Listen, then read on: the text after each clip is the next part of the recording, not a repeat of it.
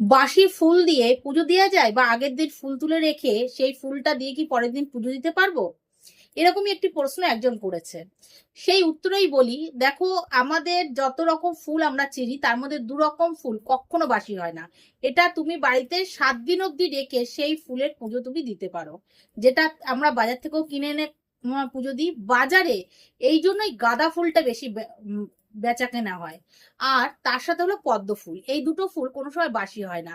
7 দিন অবধি এই ফুলগুলো ঘরে রেখে ভগবানের সেবা দিয়ে যায়, তাতে কোনো দোষ হয় না। কিন্তু সেই ফুলটা দেওয়ার আগে একটু গঙ্গা জল ছিটিয়ে নিতে হয়। ভুলেও সেই ফুল কিন্তু ধোবে না, গঙ্গা জল ছিটিয়ে নেবে। সেবার ফুল কোনো সময় ধোবে না, ধোয়া ফুল ভগবানকে অর্পণ করা যায় না।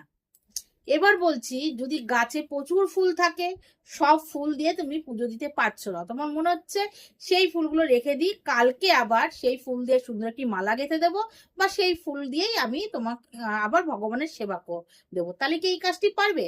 দেখো, প্রথমেই বুঝতে হবে তুমি কি নিয়ম কানুন মেনে ভগবানের সেবা করছো, আচার বিচার কি মানছো, তাহলে কিন্তু তুমি পারবে না সেই ফুল দিয়ে পুজো দিতে। তুমি যদি প্রেম দিয়ে পুজো দাও, তুমি যদি প্রেমের বাঁধনে বাঁধতে চাও ভগবানকে, তুমি কি বলবো, নিজের ভাব দিয়ে ভগবানকে পুজো দাও, তাহলে কিন্তু সেই ফুল দিয়ে তুমি অবশ্যই সুন্দর মালা গেঁথে ভগবানকে অর্পণ করতে পারবে। আর ভগবানের উদ্দেশ্যে তুমি ফুলটা তুলে রেখেছো, ভগবানকে তোমার অটোমেটিক সেটা নিবেদন করা হয়ে যায় যখন ভগবানের চিন্তা করে কোনো কাজ করা হয়। তাই জন্য সেই ফুল দিয়ে তুমি পুজো দিতে পারবে। তুমি যদি ভাব রাজ্য থেকে ভাব দিয়ে প্রেম দিয়ে ভগবানের পুজো দাও, তাহলে অবশ্যই সেই ফুল দিয়ে পাবে।